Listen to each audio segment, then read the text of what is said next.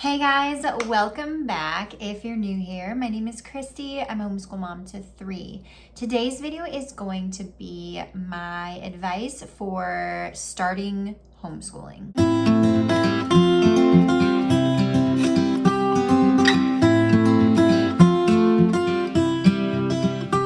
Recently, I had a comment on one of my videos asking about starting to homeschool, and I got to thinking about that, and I think that I have a really old video about this topic, but it's been a while since I've addressed it, and I think that it could be helpful. So in this video, I'm just going to share kind of the process that I took when I first decided to start homeschooling, kind of the things I did, but also things that I would recommend now that I have been homeschooling for a while to do. And then also some tips that I have, some advice I have about this journey and the beginning of it. Okay, so the number one thing that I suggest you do absolutely first before you do anything is look into your homeschool laws that are in your state or area, because they can vary throughout the United States. Every state has their own homeschooling laws, and then other countries and the different areas.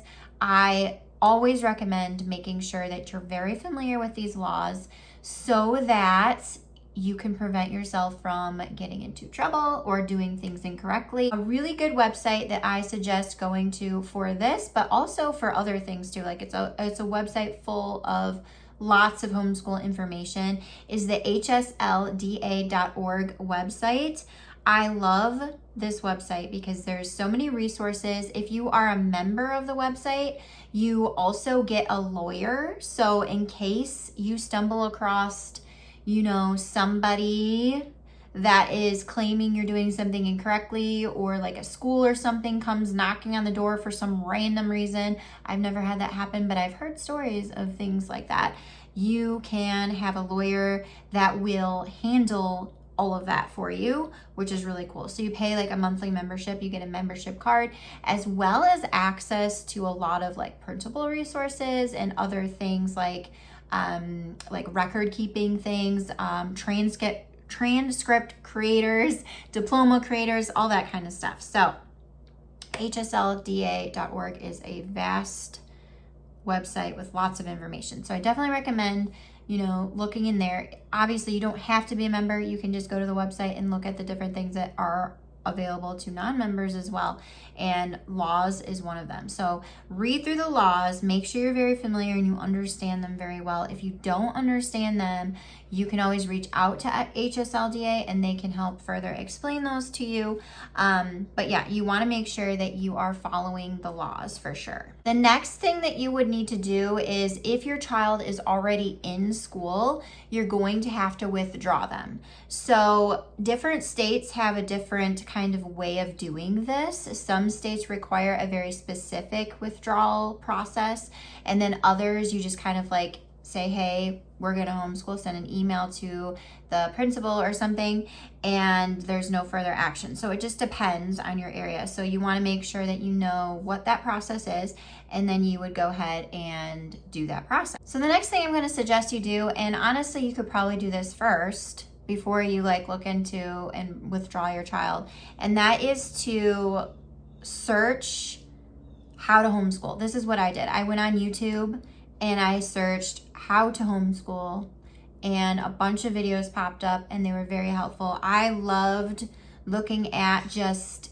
day in the life of homeschooling so I could get a kind of an idea of what homeschooling would look like or could look like. Now, obviously, everybody's homeschool is different and your days are going to look different, and how people do things and do homeschool can be completely different. It can vary quite a bit. But it was nice to see a variety. I looked up a variety of different kinds of homeschools and kind of how they did things. And it made me feel more confident and comfortable, just kind of anticipating roughly what to expect. Another thing that I did was I read Homeschool Bravely. It's a book. I'll pop up a picture of it right here.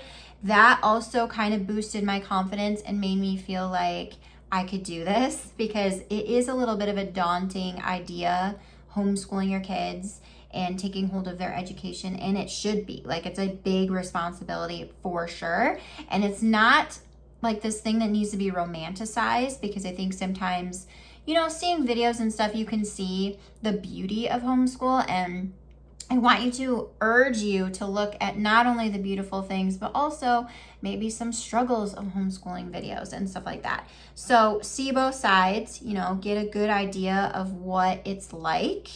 And then read some books. Like I loved Homeschool Bravely. Another one I really love is The Brave Learner by Julie Bogart. I think that one's really good. The Call of the Wild and Free is a really good one. There's a bunch of homeschool books that can really help you feel confident, feel like you can do this, even give you some resources and that sort of thing. The next thing that I did was actually talk to a friend. So one of my really good friends actually is homeschooled for a really long time, and she's very knowledgeable.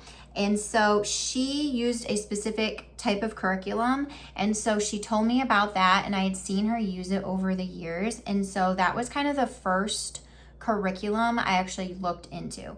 So this next step is the research phase. You have to figure out, you know, sometimes those homeschool laws will tell you a list of subjects that you're required to teach. So you're going to want to make a list so that you can find something for each subject. You could go with one company straight across and make it really easy that way. You could mix and match if you liked something from something else, which I think as you go through homeschooling, you probably will kind of come into that. So this research phase can seem overwhelming for sure, because there are so many different resources that you could use. So many different curricula, so many different, like, just everything. And it can be overwhelming. So if you have friends that homeschool, that is helpful because it gives you a start and what to look into first. And then you can kind of go from there. So I had a friend, she recommended a company. I looked into that company and I went with that company for the majority of our subjects for that first year. I found it really easy to kind of just, you know, go across the board. I didn't really know what I was doing yet. And that year ended up going really well. I changed some things the following year, but it went really well, and that is always an option. So research curriculum, the one way that I like to do this even now is I really like to either do a Google search for homeschool curriculum for a specific subject if I'm looking for. I really like Kathy Duffy Reviews, her website, Kathy Duffy. She reviews a ton of different homeschool curriculums. So you can go on there. She has it broken down by subject. You can find like lists of them with links to look into them. So make a list of some that look good to you. Another thing that I love to do is use YouTube. I think it is a great resource for researching homeschool curriculum because you can actually hear thoughts of people who have used the curriculum. You can also, and I urge you not just to watch one review or the glowing review. I urge you to look at a vast variety of videos on the curriculum so that you can get a really good idea of what people think, like the positives and the negatives, and if they would be positives and negatives for you personally, because everybody's different and what they like and dislike are going to be different from other people. So just because somebody doesn't like something about it, you might be like, oh, I actually really love that about it. So look at a lot of different videos. You can also see like the inside of the curriculum often, like flip throughs, so you can actually look at the book, see what kind of content's in there. A lot of curriculum websites have placement tests. So if you are kind of pulling your child from school and you're not sure where they're going to be skill level wise and what grade or level to put them in, because it can vary, you can take the placement test, give your child the placement test, so you can kind of figure out where they would be. Because just because they may be in second grade, they may not be like second grade for a specific curriculum company or subject or anything. So I don't typically go by grades all that much. I like to just kind of go by where they're at. And that's what one thing that's beautiful about homeschooling is be able to meet your child where they're at and go from there. This, like I said, is going to take you a long time. So once you kind of narrow things down and you have something for each subject, then you can, start homeschooling. And now I'm going to talk about some of the main tips, or like the biggest tip I have for homeschooling in general. The first one is is when you're first starting out, I urge you to try to keep it simple. I have talked to so many moms who are homeschooling, kindergarten, first grade, second grade, and they want to add in all the things and do all the things every day. They're doing reading and math and writing and science and social studies and like art and all of these different subjects all in one day. And I urge you to try to keep it simple at first, especially when they are younger, because it's not, in my opinion, now everybody has their different opinions, but in my opinion, it is not extremely necessary to start science or history with preschool, kindergarten, first grade, even sometimes second grade.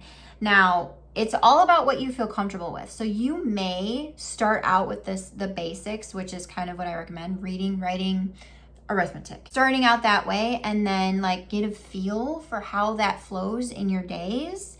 And then you can add in more if you feel like you want to or you need to. And I want you to not be afraid to kind of feel it out for a bit, before you're committing to a bunch of different things. The other thing I recommend too, with keeping your homeschool days simple, is like a rotation of subjects. So don't stress about doing science and history, art, all those extra kind of subjects every day. You can put them on a rotation schedule and do them every other day, like twice a week, once a week, whatever you feel like flows well with your kid. So it's very important that you try not to overload your days in the beginning, because I feel like a lot of parents will start to do that, and then it can feel very overwhelming going from not doing this homeschool thing to like a full day of all of these things that you're trying to juggle. So keep it simple in the beginning, and then as you feel like you need to add, you can. Don't be afraid to even keep the entire first year of your homeschool journey simple. Basics, it's fine. And then maybe next year you feel like you can, add in science and history or art or composer study or a foreign language or nature study, whatever you feel like you want to add in. As you do this journey and as you homeschool through the years, you will begin to feel more comfortable in juggling different subjects, in adding things in and taking things away, and really kind of gauging what serves your children and yourself well and what doesn't serve you well. So keep it simple to begin with, especially if you have younger kids. The next one that I have is consistency. And I have talked about this so much, but consistency is so important in homeschooling. And I wish that I was a little more consistent in those beginning years, because I feel like it would have helped so much now. Now we are very consistent, and it has changed a lot about our homeschool and has made our days overall a lot smoother. So consistency in your routine, have a consistent flow to your day. Whether you want specific times, if you like, a time frame of when you're starting your school day, when you're doing each subject. If you're more of a routine, like a flow, like a relaxed, like, oh, we're gonna wake up and have breakfast and then we'll start our lessons, and maybe you start with the same subjects first or the same child first, just so that your kids can anticipate and expect what is going to happen in their day. It's helpful for them because they know what's coming, and they know that this is what they do every day, and that's really good for kids. Also, consistency in your expectations of them. So I think it can be really easy, especially when you're first starting when there's pushback on something, you need to know your child on when enough is enough, or when you can kind of push them because they're just complaining because it's a little bit hard for them, but they need to be pushed over. So you kind of just have to know your kids, and you will get better at that as you go through your homeschool journey for sure. But consistency is so important. Do school. If you're doing a 4-day-a-week schedule or a 5-day, make sure you're doing it for the most part. Obviously, sicknesses, things come up in life that throw off your routine, but as best you can, keeping that routine consistent is important and will be very helpful and beneficial in the long run. The last tip that I have is be prepared for both the beautiful, wonderful homeschool days that you see on YouTube all over the place, as well as the hard days, because you will experience both. Everybody that homeschools experiences both, even if you don't see it on, social media that they have hard days. There are hard days, and some of those days are really hard. Whether it's high attitudes, whether the skill that they're learning and currently working through is hard for them and that makes things challenging. There could be sickness, there could be a whole lot of things that throw off your homeschool day and make it a quote unquote bad day. But I don't really consider bad days are kind of where the growth happens, because you work through them together and you both grow from that. So there will be beautiful, lovely days, and there will also be extremely hard days where you're questioning everything that you chose, and you're questioning if anything is working, if they're learning, you're questioning your ability, and you're wanting to send them on that yellow bus. So there will be days like that. And so just, be prepared for them, and don't spiral when they happen, because they will happen. The last thing that I want to say is think of you and your children as a team. You guys are doing this homeschool thing together, and you're working together. You're working towards goals together, and you're partnering together, and you're learning together. And even if you don't know something, like you might learn right along with your child, or you might need to kind of, learn it a little bit yourself first before you teach them. I think having that mentality is so important, because homeschooling is not just for them, it's for you too. It's going to refine you in a lot of different ways. It's a beautiful thing. So now that you know kind of where I would start and where I did start and kind of the process, I hope that you found it helpful. I hope that it kind of boosts your confidence a little bit, and also prepares you for what's to come a little bit more. If you guys have any questions about starting to homeschool that I maybe didn't talk about in this video, or more specific questions, feel free to reach out to me and I will try to answer them as best to my ability. I hope you guys enjoyed this video, and I will see you in another video very soon. Bye.